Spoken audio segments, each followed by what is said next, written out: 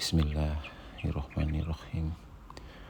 Assalamualaikum warahmatullahi wabarakatuh.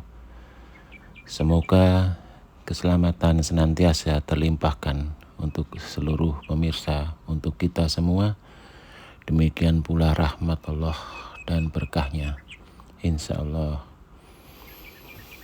Alhamdulillah kita berjumpa kembali dalam sesi ini yang kita akan coba untuk mengkaji sesuai judulnya, yaitu persiapan sholat. Saya tegaskan kembali, saya himbau kembali untuk kita semua dalam mengkaji apapun itu harus dari dua sisi kita mencoba untuk mengkajinya, karena memang kita sebagai manusia yaitu ada dua unsur yang harus kita fahami dan kita urus, yaitu unsur jiwa dan raga, lahir dan batin. Jadi saat kita mengkaji apapun, kita harus meninjau dari dua sisi, yaitu lahir dan batin. Karena Allah tidak melihat lahir kita, tapi Allah melihat batin kita. Lahir itu adalah raga yang menjalankan syariat, sedangkan batin itu adalah jiwa yang menjalankan hakikat. Sedangkan lahir kita itu adalah Allah ciptakan dari tanah yang kelak akan kembali ke tanah, sedangkan yang akan menghadap ke hadirat Allah adalah jiwa kita. Jadi seyogyanya kita harus fahami, urus keduanya karena saling berkaitan, dan jangan lupa kita harus persiapkan jiwa kita agar bisa kembali menuju ke Sang Maha Pencipta. Sebelum kita lanjut, yaitu dalam tema kali ini, persiapan sholat, yaitu apa yang harus kita lakukan sebelum kita menjalankan sholat. Seperti yang sudah kita pernah kaji bersama, bahwa rukun Islam yang pertama adalah syahadat, dan yang kedua sholat. Dalam kita sudah menjalankan syahadat baik secara lahir maupun batin, barulah kita menuju ke rukun Islam kedua, yaitu sholat. Sering kita dengar, pemirsa, sholat itu adalah mendirikan sholat. Apa maksudnya mendirikan sholat? Yaitu mengajak diri kita ke dalam sholat. Jadi diri lahir adalah menunaikan sholat, sedangkan diri batin kita menegakkan sholat. Itu mungkin yang bisa kita bedakan. Jadi kalau lahir itu kita menunaikan, menjalankan perintah sholat, sedangkan untuk diri batin kita, yaitu jiwa kita, menegakkan sholat. Baik, sebelum kita kaji lebih lanjut, kita akan tinjau terlebih dahulu, kita akan simak beberapa surat yang ada di kitab suci kita Al-Quran, pemirsa. Yaitu kita akan petik dari surat Al-Baqarah surat kedua pada ayat 222. Baik, saya bacakan, demikian tersuratnya. Dan mereka menanyakan kepadamu tentang haid, katakanlah itu adalah penyakit. Sebab itu hindarilah perempuan selama masa haid dan janganlah dekati mereka sebelum suci. Bila mereka telah suci, maka campurilah mereka itu sebagaimana yang diperintahkan Allah kepadamu. Sesungguhnya Allah menyukai orang-orang yang bertaubat dan menyukai orang-orang yang mensucikan diri. Dalam ayat ini kita akan petik, karena kita tidak bicarakan mengenai haid dalam sesi ini, jadi kita petik dari firman Allah yang menyatakan sesungguhnya Allah menyukai orang-orang yang bertaubat dan menyukai orang-orang yang mensucikan diri. Jadi ini maknanya memang Allah ridho terhadap orang-orang yang senantiasa bertobat, karena kita tidak luput dari perbuatan dan perilaku salah setiap harinya, dan kita harus bertobat dengan memahaminya apa yang kita perbuat, kesalahan-kesalahan apa yang kita telah lakukan. Kita bertobat dan mohon ampunan. Dan mensucikan diri itu adalah bagian dari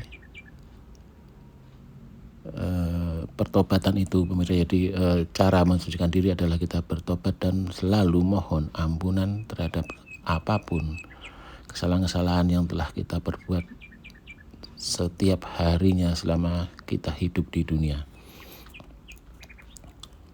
Jadi Allah sangat menyukai orang-orang yang selalu bertobat dan selalu mensucikan dirinya. Baik, kita lanjut ke surat An-Nisa. An-Nisa surat keempat, kita menuju ke ayat 49. Demikian tersurat, apakah engkau tidak memperhatikan kepada orang yang menganggap diri mereka suci? Bahkan Allah yang akan menyucikan orang yang dikehendakinya, dan mereka tidak akan dianiaya sedikit pun. Jadi ini maknanya, janganlah kita menganggap diri kita telah mensucikan diri, tapi kita menganggap sudah suci, karena kita memang tidak luput dari salah, dan upaya untuk mensucikan diri itu harus kita lakukan tiap hari, dan itu tidak pernah dan jangan pernah merasa kita sudah suci, karena hakikatnya yang mensucikan diri kita adalah Allah Subhanahu wa Ta'ala. Jadi kita tidak bisa mensucikan diri kita. Ini artinya secara lahir atau raga kita bisa sucikan dengan cara berwudu dengan air, dan kita bisa yakin bahwa itu sudah bersih dari debu-debu, kotoran-kotoran yang memang jadi syarat sebagai syarat sahnya sebelum sholat, yaitu kita harus bersuci terlebih dahulu. Namun dari sisi batin jiwa kita, apa yang kita lakukan yaitu kita senantiasa bertaubat dan mohon ampunannya. Dan itu yang bisa menyucikan kita adalah Allah. Karena saat Allah ridho dan berkenan atas taubatan kita dan permohonan ampun kita, maka Allah lah yang menyucikan jiwa kita. Jadi pada prinsipnya, pada hakikatnya kita tidak bisa mensucikan jiwa kita, hanya berupaya untuk mensucikan jiwa kita setiap saat, selalu mensucikan diri kita. Baik, kita menuju ke surat berikutnya, yaitu surat Toha. Ya, surat Toha, surat ke-20. Kita menuju ke ayat 75 dan 76. Demikian tersurat, dan barang siapa datang kepadanya, kepada Allah, dalam keadaan mukmin lagi sungguh-sungguh beramal soleh, maka bagi mereka derajat yang tinggi, yaitu berupa surga-surga Eden yang mengalir sungai-sungai di bawahnya, dan mereka kekal di dalamnya. Itulah balasan orang yang mensucikan diri. Jadi ini maknanya bahwa kita sebagai hamba Allah, semua hamba Allah yang pada saat datang kepada Allah,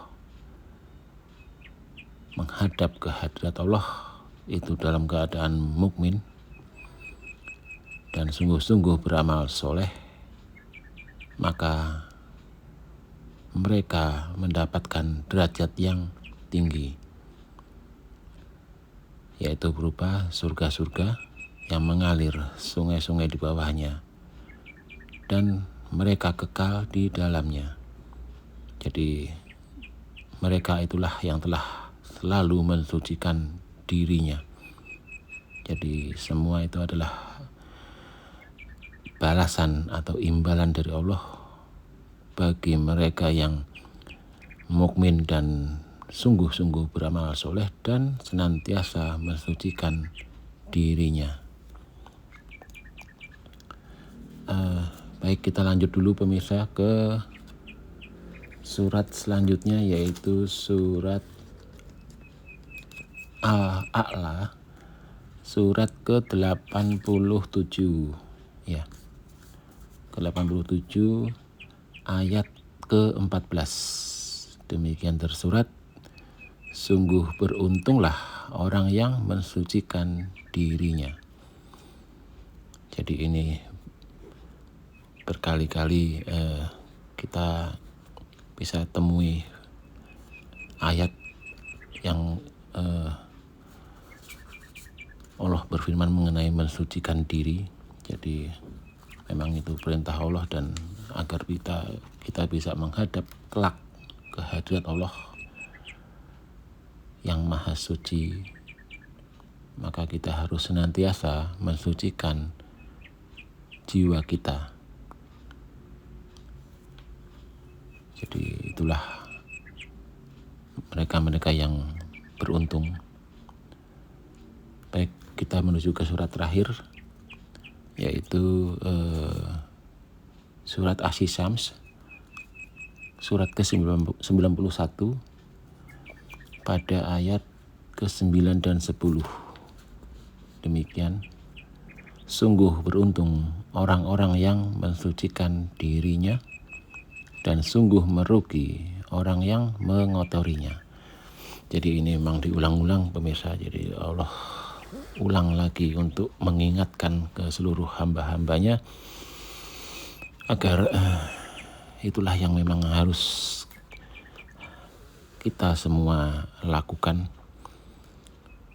senantiasa mensucikan diri, terutama jiwa kita yang akan menghadap ke Allah kelak, Jadi Allah sudah peringatkan dengan firman-firman-Nya agar kita segera jalankan perintahnya itu agar kita selamat dunia dan akhirat. Baik, jadi persiapan sholat. Jadi sebelum kita sholat, kita memang harus bersuci. Toharoh, ya, toharoh itu artinya bersuci. Jadi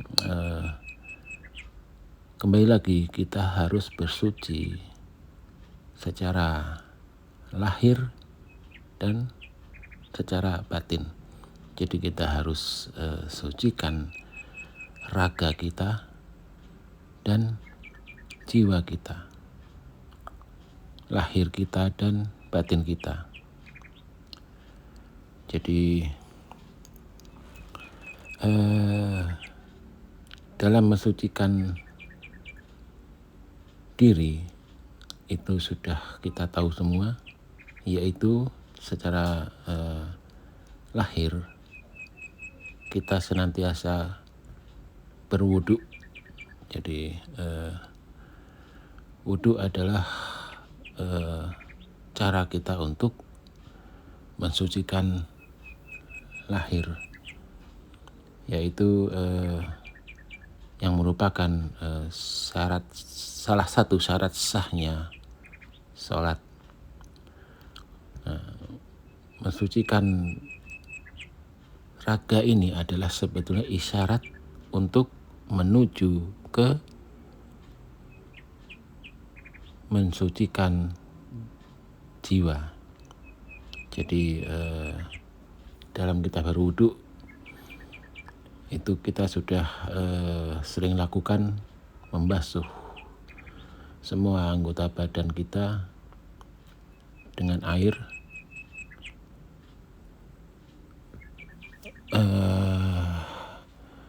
Telapak tangan kita, mungkin pemirsa sudah tahu semua ya, sampai siku kita, muka, wajah kita, mata, telinga, hidung, mulut, semua kita basuh dengan air. Demikian juga kepala kita hingga kaki kita. Jadi ini maknanya adalah secara lahir itu kita bersihkan anggota badan kita sesuai rukun wudu, yaitu kita bersihkan dari kotoran-kotoran, dari debu-debu. Itu adalah isyarat sebetulnya pemirsa yang seharusnya kita lakukan juga seperti itu halnya kepada jiwa kita. Jadi sebagai contoh pemirsa, jadi kita basuh tangan kita, telapak kita, kaki kita, wajah kita, semua yang ada di kepala kita bersihkan dengan air.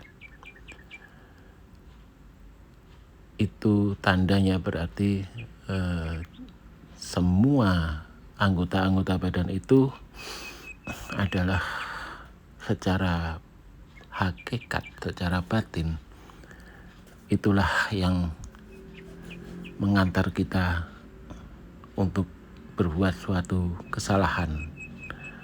Jadi dulu pernah kita kaji pada sesi sebelumnya, jadi sumber-sumber kesalahan kita juga ada di anggota badan kita. Saat kita berbuat suatu kesalahan, semuanya ikut andil. Jadi dari pikiran kita, dari mata melihat, dari kuping mendengar, hidung mencium aroma, mulut berkata-kata, tangan berbuat, mengambil atau melempar sesuatu, kaki juga ikut andil untuk menuju ke suatu tempat, ikut berjalan, ikut berdiri, ikut melakukan, semuanya ikut. Jadi itulah secara lahir itu ditunjukkan cara berwudu adalah membersihkan dengan membasuh anggota-anggota badan itu dengan air. Nah, itu yang tujuannya juga harus kita lakukan kepada jiwa kita. Untuk mensucikan jiwa kita, lakukanlah wudu seperti itu kepada jiwa kita. Nah, kalau secara lahir raga kita berwudunya dengan air, namun secara batin jiwa kita mewudui jiwa kita, yaitu dengan bertaubat dan mohon ampunan atas semua kesalahan-kesalahan yang telah kita perbuat, dan itu harus senantiasa kita lakukan. Seperti halnya secara lahir, sebelum kita sholat memang kita harus wudu. Setiap kita menjelang sholat kita bersuci, baik itu sholat wajib 5 waktu dalam sehari maupun sholat-sholat sunnah, kita selalu berwudu sebelum menunaikan sholat. Demikian juga dengan jiwa kita yang harus selalu diwuduin. Jadi toharoh atau bersuci itu maknanya adalah bersuci dari hadas dan najis. Apa itu hadas dan najis? Coba kita uraikan dari raga terlebih dahulu, pemirsa. Jadi hadas raga itu adalah kita wajib wudu, mandi, atau tayamum. Ini kalau uraian lebih jauhnya lagi kita bisa pelajari dalam ilmu fikih, atau ada mungkin pemirsa di tuntunan sholat, buku tuntunan sholat itu lengkap biasanya diuraikan di situ apa itu tayamum, apa itu mandi wajib, bagaimana urutan wudunya, doa-doanya segala macam, itu lengkap di sana. Jadi kalau di sesi ini kita hanya bahas poin-poinnya saja. Jadi menghilangkan hadas itu kita wajib berwudu yang tadi kita sudah bahas. Jadi wudu, mandi, dan tayamum itu bila tidak ada air kita menggunakan debu. Yang kedua adalah masih dalam raga, yaitu bersuci dari najis, yaitu yang maknanya bersuci dari sentuhan binatang-binatang yang najis, yaitu anjing, babi, bangkai, darah, nanah, dan lain-lain, baik yang ada di badan, pakaian, maupun tempat sholat. Jadi kita harus bersihkan badan kita, pakaian kita, dan tempat kita sholat dari beberapa hal tersebut. Nah, sekarang dari sisi jiwa, kita harus bersuci dari hadas jiwa kita, yaitu bersucinya dari nafsu-nafsu buruk kita dan sifat-sifat buruk kita. Jadi kita harus mengendalikan nafsu-nafsu buruk kita, dan kita harus berupaya sekeras-kerasnya untuk mengendalikan sifat-sifat buruk kita. tentunya dengan mohon pertolongan kepada Allah, dan hanya Allah lah yang bisa menolong kita agar kita bisa bersuci dari hadas.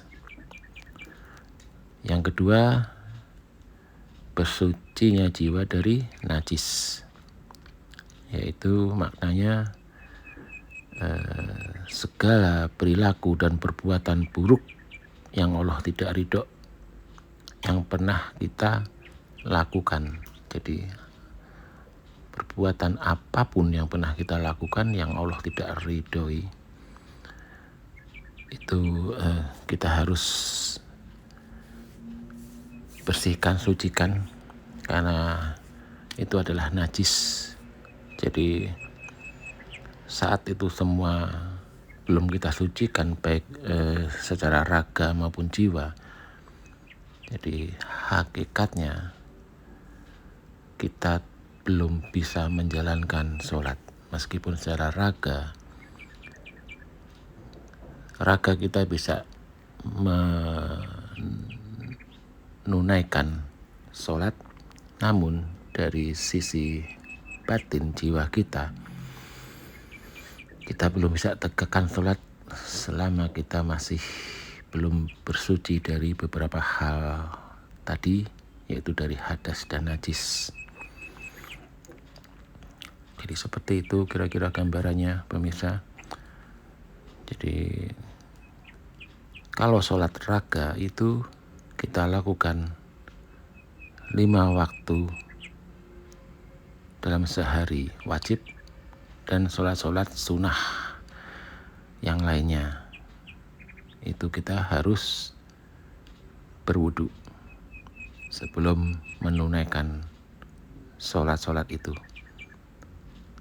Nah, secara batin sholatnya jiwa yaitu 24 jam dalam sehari.